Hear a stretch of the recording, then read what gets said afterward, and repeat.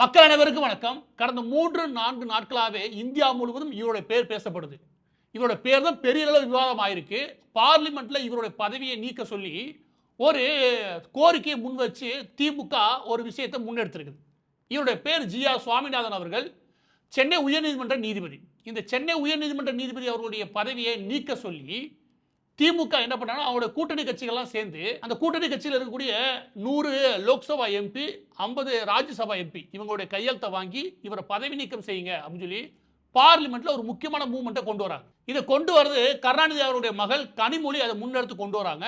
இதுதான் கடந்த 3-4 நாட்களாக இந்தியா முழுவதும் பேசப்படுது. நீதிபதிக்கு எதிராக அவரை பதவி நீக்கம் செய்ய சொல்லி பார்லிமெண்ட்ல திமுக கொண்டு வரக்கூடிய நோட்டீஸ் இதுதான் பேசும் பொருளா மாறி இருக்கு. எனவே முதலாவது பதவி நீக்கம் எதனால செய்ய சொல்றாங்க? முதலாவது அதற்கு அதிகாரம் இருக்குதா? ரெண்டாவது இதற்கு முன்பு பதவி நீக்கம் யாராவது செய்யப்பட்டிருக்கா, இல்லாட்டி செய்யறதுக்கு இந்த மாதிரியான கோரிக்கைகள் பார்லிமெண்ட்ல வந்திருக்கா? நான்காவது அதன்படி பார்க்கும்போது ஜி.ஆர். சுவாமிநாதன் அவர்கள் அதில் தவறு செய்தவரா? இது ஐந்தாவது. இந்த விஷயமா நான் பிரிச்சலாம் வச்சுக்கோங்க. முதலாவது இந்த மாதிரியான கோரிக்கைகளை கொண்டு வர முடியுமா? முடியும். எப்படியா கொண்டு வர முடியுதுன்னா 2 சட்டங்கள் இருக்குது. ஆர்டிகல் 124, அதுக்கப்புறம் ஆர்டிகல் 217. இதன் மூலமாக உயர்நீதிமன்ற நீதிபதிகள் இருக்காங்களே, இந்த நீதிபதிகளாகட்டும் இல்லை உச்ச நீதிமன்ற நீதிபதிகள் இவங்களுடைய பதவிகளை அவங்கள பதவியிலிருந்து நீக்கணும் அப்படின்னு சொல்லி பார்லிமெண்ட்ல கொண்டு வர முடியும். எனவே அது அனுமதிச்சிருக்கக்கூடிய விதியின் அடிப்படையில் தான் திமுக கொண்டு போறாங்க. எனவே இதுல விதிமீறல் எதுவும் கிடையாது. ஆனா என்ன காரணத்தினால அந்த நீதிபதியை பதவி நீக்கம் செய்யணும்? இதுதான் மிக முக்கியமான கேள்வி.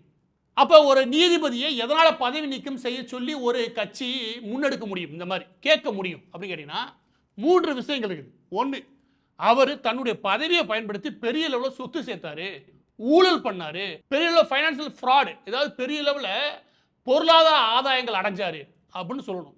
இல்லையா அவருடைய பதவியை பயன்படுத்தி தவறான செய்திகளில் ஈடுபட்டாரு, செக்ஷுவல் அபியூசஸ்மான்னு வச்சுக்கோங்க, அந்த மாதிரி விஷயங்களில் ஈடுபட்டாரு. அது ரெண்டாவது. மூன்றாவது என்ன அப்படின்னா, அந்த பதவி இருக்கு இல்லையா, அந்த பதவியில் இருக்கிறதுக்கு அவங்களுக்கு கெப்பாசிட்டி இல்லைன்றதை நிரூபிக்கணும். இது மூன்றாவது. இந்த 3 விஷயத்துக்கு கீழே ஜி.ஆர். சுவாமிநாதன் அவர்களை கொண்டு வர முடியுமா? இதுதான் கேள்வி. ஆனா எம்.கே. ஸ்டாலின் தலைமையிலான இந்த திமுகவும் திக கும்பலும் சேர்ந்துக்கிட்டு இவருக்கு எதிராக என்ன கொண்டு வராங்க? இதெல்லாம் சொல்ல தெரியல. திருப்பரங்குன்றம் மலர் இல்லையா, அதுல தீபம் ஏற்ற சொல்லிட்டாரு, அதனால சமூகத்தில் அமைதி கெட்டு போச்சு சொல்லிட்டு ஓடுறாங்க. திருப்பரங்குன்றம் மலையில தீபம் ஏற்ற சொன்னது அவ்வளோ பெரிய பாவமா, இல்லை அவ்வளோ பெரிய குற்றமா, இல்லை அவ்வளோ பெரிய மோசமான ஒரு தீர்ப்பா? நான் கேட்குறேன். ஒரு தீர்ப்பு வருது, நல்லா புரிஞ்சுக்கணும். ஒரு தீர்ப்பு வருது, அந்த தீர்ப்பில் எனக்கு உடன்பாடு இல்லை. எப்போவுமே ஒரு தீர்ப்பு வருதுன்னா ஒரு நபருக்கு அது சார்பாக முடியும், இன்னொரு நபரால் ஏற்றுக்கொள்ள முடியலன்னா கூட அதுதான் தீர்ப்பு. அப்படி நீங்கள் ஏற்றுக்கொள்ள முடியலன்னு வச்சுக்கோங்க, உங்களுக்கு அப்பீல்னு ஒன்று இருக்குது. அதாவது இந்த நீதிபதிகளுக்கு போதுமான அளவுக்கு நீதி கிடைக்கலன்னு சொல்லிட்டு நீங்கள் அடுத்த அப்பீல் போய் மேல்முறையீடு செய்ய முடியும். மேல்முறையீடு செய்யும்போது இன்னொரு நீதிபதி விசாரிக்கலாம், இல்லை 2 நீதிபதிகள் கொண்ட பெஞ்சு விசாரிக்கலாம். அங்கேயும் உங்களுக்கு கிடையாது, உச்ச நீதிமன்றம் போகலாம். இந்த ஆப்ஷன்லாம் இருக்குல்ல, இதுக்கும் பண்ணியிருக்கு. எது எம்.கே. ஸ்டாலின் கவர்மெண்ட் இதையும் பண்ணியிருக்காங்க.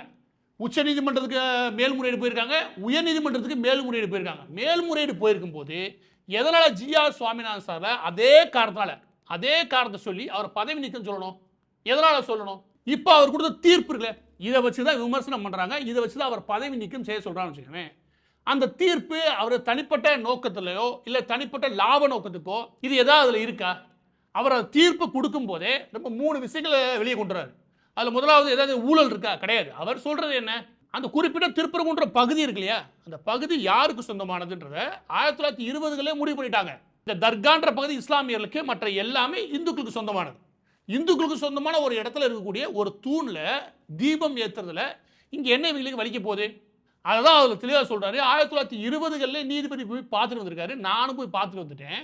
அந்த இடம் இருக்கு இல்லையா, அந்த இடத்துல ஏற்றனால எந்த பிரச்சனையும் கிடையவே கிடையாது அப்படின்னு போது இந்த இடத்துல அவர் என்ன கரப்ஷன், ஏதாவது ஊழல் ஏதாவது பண்ணாரா? இதனால அவருக்கு ஏதாவது தனிப்பட்ட விதத்தில் லாபம் இருக்கா? லாபம் ஏதாவது இருந்தால் பரவாயில்ல. இது என்ன வழக்கு? இது ஒரு பொதுநல வழக்கு. பொதுநல வழக்கத்தில் என்ன லாபம் கிடைச்சிட போகுது? அதுக்கு அடுத்து ரெண்டாவது, இந்த தீர்ப்பை கொடுக்கும்போது அவர் எதுக்காக கொடுக்குறாரு அப்படின்னா அட்மினிஸ்ட்ரேஷன் ரெகுலேஷன். அதாவது நீங்கள் நிர்வாகத்தில் ஏதாவது சிக்கல் இருக்குன்னா அதை ஒழுங்குபடுத்த வேண்டியது நீதிபதியோட கடமை. அந்த ஒழுங்குபடுத்துகிற வேலையை சொல்கிறாரு. அவர் சொல்லும் போது ஒரு 10 பேரை கூட்டி போய் தீபம் ஏற்றுங்க, இவ்வளோதானே. அந்த ரெகுலேஷன் என்ன பண்ணுறாரு? அந்த ரெகுலேஷனில் என்ன சிக்கல்? இந்த ரெகுலேஷன் பண்ணுறதுனால இவங்கெல்லாம் வரக்கூடாது, இவங்கெல்லாம் அந்த இடத்த விட்டு பத்துங்க, அங்கே இருக்கிற தர்கா இருக்குது பாருங்க, அந்த தர்காவே அங்கே இருக்கக்கூடாது, இப்படி ஏதாவது தீர்ப்பு கொடுத்தாரா? இப்படி ஏதாவது தீர்ப்பு கொடுத்தாருன்னா நீங்கள் இஸ்லாமியர்களுக்கு எதிராக அப்படி போகலாம். 1920களுக்கு முன்பு இருந்தே அந்த இடம் இந்துக்களுக்கு சொந்தமான ஒரு இடத்துல கார்த்திகை தீபம் ஆண்டுக்கு ஒரு முறை ஏற்ற என்ன பிரச்சனை?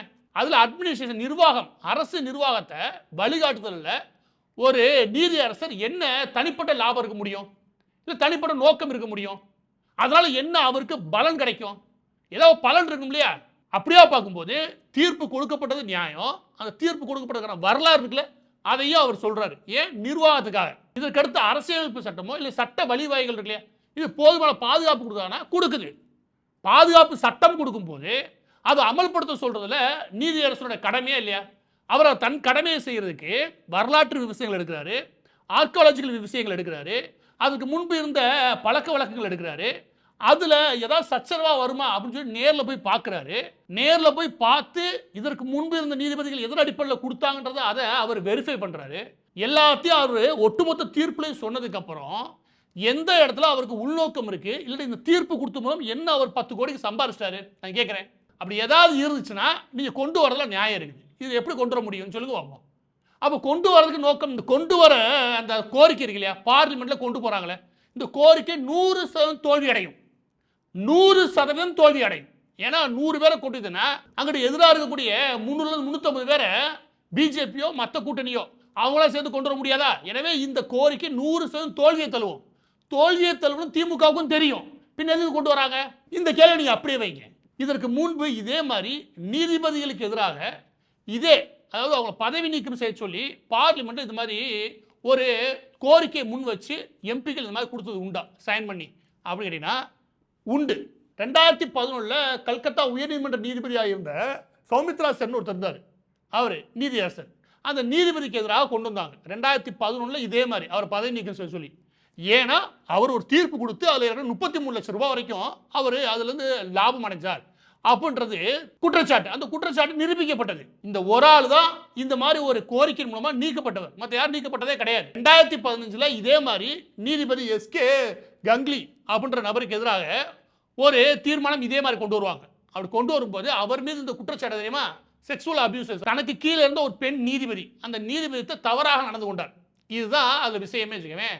ஆனா அதுல போதிய ஆதாரம் இல்லைன்னு வெளியே வந்துருவாங்க. எப்பவுமே இதுல புரிஞ்சுக்கோங்க, நீங்க கொண்டு வரதெல்லாம் முக்கியம் கிடையாது, அதுக்கு நீங்க ஆதாரங்கள் கொடுக்கணும். நீங்க வரல அவருக்கு இந்த நோக்கம் இருக்கு, அது இருக்கு, இது இருக்குன்னு ஏகப்பட்டது சொல்லலாம், ஆனா அதுக்கு ஆதாரம் கொடுக்கணும். அதுக்கடுத்து நீதிபதி சிவி நாகார்ஜுன ரெட்டி, இவருக்கு 2016 கொண்டு வந்தாங்க. இவர் மீதும் ஒரு ஊழல் குற்றச்சாட்டு, சொத்து அதிகமாக சேர்த்திருக்கா, இந்த மாதிரி விஷயம் வச்சுக்கவேன். இவர் மீது வைக்கப்பட்ட குற்றச்சாட்டும் பெரிய அளவில் எடுத்து கொண்டு போகவே இல்லை. இல்லை விஷயம் என்ன அப்படின்னா, இப்படி கோரிக்கை கொண்டு போகலாம், அந்த கோரிக்கை வச்சு என்கொயரி கமிட்டின்னு போடணும். என்கொயரி கமிட்டி ஏதாவது ப்ரூஃப் இருக்கா கண்டுபிடிக்கணும், அதுக்கு பெர்மிஷன் கொடுக்கணும். அது எல்லாம் முடிஞ்சதுக்கு அப்புறம் தான் விவாதத்துக்கு கொண்டு வரணும். இவங்க நேரடியாக விவாதத்துக்கு நுழைகிறாங்க. அப்போ என்ன நோக்கம்? அது உண்மையா இருக்கா இல்லைன்ற முக்கியம் கிடையாது. நம்ம ஒரு குற்றச்சாட்டு சொல்லியிருக்கோம், அந்த குற்றச்சாட்டை பரப்புவோம். நான் புரிஞ்சுக்கணும். நீ ஒரு கோரிக்கையை வச்சுட்டு முடிச்சிட்டீங்க பரவாயில்ல, அதாவது அந்த கோரிக்கைக்கு ஏதாவது விசாரணை நடக்கட்டும், இந்த மாதிரி ஏதாவது ப்ரூஃப் இருந்தால் நம்ம சப்மிட் பண்ணுவோம் அப்படின்ற அளவில் இருந்தால் பரவாயில்ல, அது நீ மக்கள் மத்திய முன்னாடியே வைக்கலாம். அது எதையுமே பண்ணாமல் நேரம் என்ன பண்ணுறானுங்க, இது பிரச்சாரமாக மாற்றுறானுங்க. ஒரு வாரமாக ஜிஆர் சுவாமிநாதன், நீதியரசர் ஜிஆர் சுவாமிநாதனுக்கு எதிராக ஒரு பிரச்சாரம் பண்ணணும், தீவிரமான பிரச்சாரம். இது ஒரு வாரம் பண்ணுறாங்க நினைச்சாங்க. எனக்கு தெரிஞ்சு நீ 2 வருஷத்துக்கு மேலே பண்ணியிருக்காங்க யார், தீகா கும்பல். அதுக்கப்புறம் 2018 தீபக் மிஸ்ராக்கு எதிராக கொண்டு வந்தாங்க, அதுவும் ஒன்றும் இல்லாமல் போச்சு. எனவே இதற்கு முன்னாடி கொண்டு வந்த இதை ஏன் நான் பார்க்குறோம்னா, இதற்கு முன்னாடி நீதியரசர்களுக்கு எதிராக, நீதிபதிகளுக்கு எதிராக இந்த மாதிரியான தீர்மானங்கள் கொண்டு வரப்பட்டது. ஆனால் எல்லா நேரமும் ஒன்று கரப்ஷன் இருக்கும், இல்லாட்டி அவர் ஒருத்தருக்கு செஞ்சு அதன் மூலம் ஆதாயம் அடைஞ்சிருப்பாரு, இல்லாட்டி செக்ஸுவல் அபியூசஸ், இந்த மாதிரி விஷயங்கள் இருக்குன்னு வச்சுக்கோங்க. இந்த மாதிரி இருக்கிறதா அங்கே வந்திருக்கு. ஆனால் முதல் முறையாக ஒரு மலையில் இந்துக்களுக்கு சொந்தமான இடத்துல தீபம் ஏற்றுக்குன்னு சொன்னதுக்கு அவர் பதவி நீக்குன்னு சொல்லிட்டு குதிச்சுட்டு வரானுங்க திமுக. நீங்களே சொல்லுங்க, இதில் நியாயம் இருக்குதா? அவர் ஏதாவது ஊழல் பண்ணியிருந்தான்னு சொல்லா பரவாயில்ல, அதனால அது ஆதாயம் அடைஞ்சிருக்க அவர் குடும்பம் சொன்னால் பரவாயில்ல. இதெல்லாம் நீ பார்த்து இந்த சிவி நாகார்ஜுன ரெட்டி இருக்கா இல்லையா, இந்த நீதியரசர்லாம் ஒரு ட்ரஸ்ட், அந்த ட்ரஸ்ட்டுக்குள்ளே பெரிய எல்லாம் ஃபண்டு புழங்குறதுக்கான விஷயங்கள்லாம் ஒரு ஆதாரமாக கொடுத்துருப்பாங்க. அப்படி ஏதாவது நீ கொடுத்தா பரவாயில்ல. எதுவுமே கொடுக்காம நீ என்ன பண்ணுற, திருப்பரங்குன்ற மலையில் தீபம் ஏற்ற சொல்லிட்டு அதனால அமைதி போச்சு, இந்து முஸ்லீம்களிடையே பெரிய பகையை வளர்த்து விட்டுட்டார். வளர்த்து விட்டது அவர் இல்லைடா, நீங்கள் தான்டா. அவர் என்ன தர்காவை நீக்குங்கன்னு சொன்னாரு? இங்கே அயோத்தியை உருவாக்க போகிறோம், அயோத்தி உருவாக்குற சூழல் இங்கே கிடையாது. ஏன்னா அந்த தர்காவை நீக்க அவர் சொல்லவே இல்லை. திட்டமிட்டு ஆர்எஸ்எஸ் இல்லாட்டி ஆர்எஸ்எஸ் பின்புலத்திற்கக்கூடிய நபர்கள் இதை செய்கிறாங்கன்னு நீங்கள் பிரச்சாரம் பண்ணுறானுங்க. அந்த தர்கா மீது எந்த விமர்சனம் வைக்கவே இல்லை. ஃபர்ஸ்ட் அந்த தர்கா என்ன, அதை ஏன் சொல்ல மாட்டானுங்க? தர்கா எப்போ வந்துச்சு, தர்கா எதற்காக வைக்கப்பட்டது, இதை பேசணும்னு வச்சுக்கோங்க. மதுரையை கொத்துலிங்கன்னு வச்சுக்கோ, அதுக்குள்ளே அவர் போகவே இல்லை. அவர் உள்ளே போயிருந்தா வச்சுக்கோங்க, பெரிய லெவலில் சச்சரவு வெடிச்சிருக்கும். அவர் அதுக்குள்ளே போகவே இல்லை. உணர்வுகளை மதிச்சதுனால தான் அந்த தர்கா விவகாரத்துக்குள்ள போகவே இல்லை. அவர் சொல்றாரு, இந்துக்களுக்கு சொந்தமான இடத்துல இருக்கக்கூடிய அந்த தீபம் ஏற்றக்கூடிய பகுதி இருக்கு இல்லையா, கடந்த 100 வருடங்களாக ஏற்றப்படலைன்னா கூட அது வரலாற்று ரீதியாக அந்த மாதிரியான தூண். எனவே அதில் தீபம் ஏற்றது ஒன்றும் தப்பு ஒன்றும் கிடையாது. இப்படி சொன்னால் அந்த போட்டு கல் சரியில்லைன்றாங்க, அந்த கல்லே இல்லைன்றானுங்க, அந்த மலை சிக்கந்தர் மலைன்னு உருட்டானுங்க, இந்த பக்கத்து என்ன பண்ணுறானுங்க, இல்லை இன்னொரு பக்கத்து ஏற்றியாச்சுன்றானுங்க. அப்போ திருப்பரங்குன்ற மலையில் ஏற்றினா கலவரம் வருன்றானுங்க. என்னென்ன உருட்டுறானுங்க, எதுக்கு இவ்வளோ உருட்டுறானுங்க? ஒரு தீபத்தை 10 பேர் போய் ஏற்றுறதுல இவங்களுக்கு என்ன சிக்கல் வந்துடும்? இந்த கேள்வியை நம்ம யாரை பார்த்து கேட்கணும்? எம்.கே. ஸ்டாலினை பார்த்து கேட்கணும். திருப்பரங்குன்ற மலையில் இந்துக்களுக்கு சொந்தமான ஒரு இடத்துல தீபம் ஏற்றலான்ற ஒரு தீர்ப்பு, அந்த தீர்ப்பின் மூலமாக அந்த நீதிபதியை பதவி நீக்கம் செய்யணும் அப்படின்ற அழுத்தத்தை எதெல்லாம் நீங்கள் கொடுக்குறீங்க? இந்த கேள்வியை நம்ம ஏன் எழுப்புன்னு சொல்றீங்களே? ஏன்னா நீதிமன்றங்கள் இருக்கு இல்லையா, அந்த நீதிமன்றத்துக்குள்ள அரசியல் அழுத்தம் இருந்துச்சு வச்சுக்கவேன், கீழவை நீதிமன்றங்கள்லேருந்து, அதாவது இந்த டிஸ்ட்ரிக்ட் கோர்ட் இருக்கு இல்லையா, அதாவது மாவட்ட நீதிமன்றங்கள் ஆரம்பித்து உயர்நீதிமன்றம் வரைக்கும் இவங்களால அழுத்தம் கொடுக்க முடியும்னா இங்கே நீதியை எழுதுறதே அரசியல் கட்சிகளாக இருக்க முடியும். அவங்களுடைய அழுத்தத்தில் தான் எழுத முடியும். அதனால தான் ஒரு முறை இந்த திமுக சொல்கிறான், என்ன சொல்கிறான், நீதிபதிலாம் இன்னைக்கு வரதுக்கு காரணம் நாங்கள் போட்ட பிச்சை அதை மனசில் வச்சுக்கணும். ஏன் சொல்கிறான்? ஏன்னா நீதிமன்றங்கள் இவங்களுக்கு ஏற்றாப்புல தீர்ப்பு எழுதணும். இந்த அழுத்தத்தை இவங்களால கொடுக்க முடியுது, சில அமைப்புகளால் கொடுக்க முடியுது அப்படின்னா அங்கே நீதி நமக்கு கிடைக்க போகிறது கிடையாது. வெறும் இந்துக்களுக்கான உரிமை சம்பந்தப்பட்ட விஷயத்தில் ஒரு நியாயமான தீர்ப்பு, யாருக்கும் பாதகம் இல்லாமல் ஒரு தீர்ப்பை கொடுத்ததுக்கு அது எப்படா கொடுக்க போச்சுன்னு இவங்களால இவ்வளோ பிரச்சனை பண்ண முடியுதுன்னா அப்போ நீதிமன்றத்தில் என்ன நியாயம் கிடைச்சிடும்? நீதிமன்றம்ன்றது சுதந்திரமாக எந்த புற அழுத்தமும் இல்லாமல் எந்த பயமும் இல்லாமல் நீதி வழங்குறதுக்கான இடம். அதை கொடுக்க வேண்டியது அவங்களோட கடமை. அதுக்கு போதுமான சூழல் இருக்க வேண்டியது அவசியம் ஒரு நாட்டில். அந்த சூழல் இப்போ இருக்க டி.ஆர். சுவாமிநாதன் அவர்களுடைய பேரை எப்படி முடியுமோ அவ்வளோ கெடுக்கணும். அது யாரை ஏவணுமோ அத்தனை பேர் ஏவிட்டுருக்கானுங்க. போன வாரம்லாம் யார் கமலஹாசன் வந்து எல்லாரும் குதிச்சானுங்க. ஏன்டா அந்த இடத்துல சிக்கந்தர் மலைன்னு சொல்லும்போது எவனும் குதிக்காதீங்க, இப்போ குதிக்கிறீங்க. தீர்ப்பு உங்களுக்கு பிடிக்கலைன்னா அது மேல்முறையீடு போங்கடா. மேல்முறையீடு பிடிக்கலையா அப்போ உச்சநீதிமன்றம் போ. அங்கே எல்லாம் போயிட்டு அந்த தீர்ப்பு கொடுத்த நீதிபதி மீது இவ்வளோ அவதூறு பரப்ப வேண்டிய அவசியம் எங்கேருந்து வருது? கடைசி எங்கே வந்து நிற்கிறானா, நேரத்தில் இந்த ஆள் வெளியே வந்துருக்கான். நீ யாரா? இந்த ஆள் பேர் வாஞ்சினாங்க, யாரு கேளுங்க. இந்த தூத்துக்குடி கலவரம் நடந்துச்சுல, அந்த கலவரத்துக்கு மிக முக்கியமான மூளையாக இருந்த நபர். எனக்கு தெரிஞ்ச அந்த ஏரியாவில் நக்சல் சிந்தனை உச்சத்தில் கூடிய ஆள். கடவுள் நம்பிக்கையே கிடையாது. திடீர்னு வந்து திருப்பரங்குன்றத்துக்கு மலை இருக்கு பாருங்க, அந்த மலை இருக்கிறது தூணே இல்லைங்க, இவங்க வேணே பண்ணுறாங்க. கடவுள் நம்பிக்கை கிடையாது, இந்து நம்பிக்கை கிடையாது, இந்தியாவின் மீதே நம்பிக்கை கிடையாது. அதை விட ரொம்ப முக்கியம், நீ கலவரம் பண்ணுறேன்னு தெரியுற ஆள். நீ எல்லாம் என்னாவது பேசுகிற? இப்போ என்ன புரியுதா? தூத்துக்குடி கலவரம் நடந்ததுலேருந்து இங்கே வந்துட்டான் எளிய. அப்போ தூத்துக்குடி கலவரம் பின்னணிலேருந்து ஒருத்தன் திடீர்னு திமுக அரசு என்ன பிரச்சாரம் பண்ணியிருக்கானோ அதுக்கு ஆதரவாக வெளியே ஓடுறானா? அப்போ இவன் யாரு? இவனுக்கு ஜாமீன் கொடுத்தது யார் நினைக்கிறீங்க? ஜி.ஆர். சுவாமிநாதன் தான்.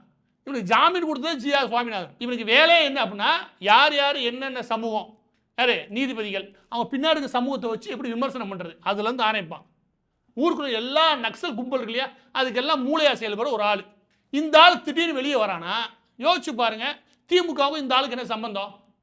அப்ப எல்லா பேரையும் எழுப்பி விட்டுருக்கானுங்க. இவங்க நோக்கம் ஜி.ஆர். சுவாமிநாதன் மட்டும் கிடையாது, நீங்க புரிஞ்சுக்கணும். அதான் பதிவோட இறுதியா அதான் சொல்ல விரும்புறேன். இவங்களோட நோக்கம் யாரு? திமுகவுக்கும் திகாவுக்கும் ஜி.ஆர். சுவாமிநாதன் மட்டும் கிடையாது.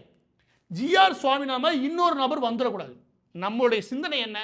நம்ம இந்துக்களுக்கு வாழ்த்து கூட தெரிவிக்க மாட்டோம். இதை மதிச்சு இருக்கிறனா இங்கே நீதிபதிகளாக இருக்கணும், இல்லாட்டி எவனும் இருக்கக்கூடாது. நம்மளுடைய கொள்கைக்கு எதிராக எவனும் நியாயம் கூட பேசக்கூடாது. நியாயம் பேசுறதுக்கு எவனும் வரவு கூட கூடாது. இந்த நீதிபதிக்கு என்ன நடக்குதோ அது எல்லா நீதிபதிகளுக்கும் பாடமாக மாறணும். பாடமாக மாறணும்னா இந்த நீதிபதியை சும்மா விடக்கூடாது. இதுதான் முதலாவது விஷயம். இரண்டாவது, இதை பண்ணுறது மூலமாக நமக்கு சிறுபான்மையின மக்களோட ஓட்டு கிடைக்கும். அது மைனாரிட்டி, அது கிறிஸ்தவ இஸ்லாமியரோட ஓட்டு நமக்கு முழுசாக கிடைக்கும். அவங்களால சந்தோஷப்படுத்தலாம். இந்துக்களை திட்டுவது மூலமாக சந்தோஷப்படுத்தலாம், இந்துக்களுடைய கடவுள்களை திட்டுவது மூலமாக சந்தோஷப்படுத்தலாம். இந்துக்களுக்கு ஒரு நியாயம் செய்கிறாங்க இல்லையா, நியாயம் பேசுனா அவங்க நம்ம டார்கெட் பண்ணி அவங்களை அடித்தாலும் இவங்க சந்தோஷப்படுவாங்க. அப்படின்னு இங்கே சந்தோஷப்படுத்தி அந்த ஓட்டு வங்கி வாங்க முயற்சி பண்ணுறான்னா, நான் கேட்குறேன், சூடு சொரணேன்னு ஒன்று இந்துக்களுக்கு இருக்கா இல்லையா?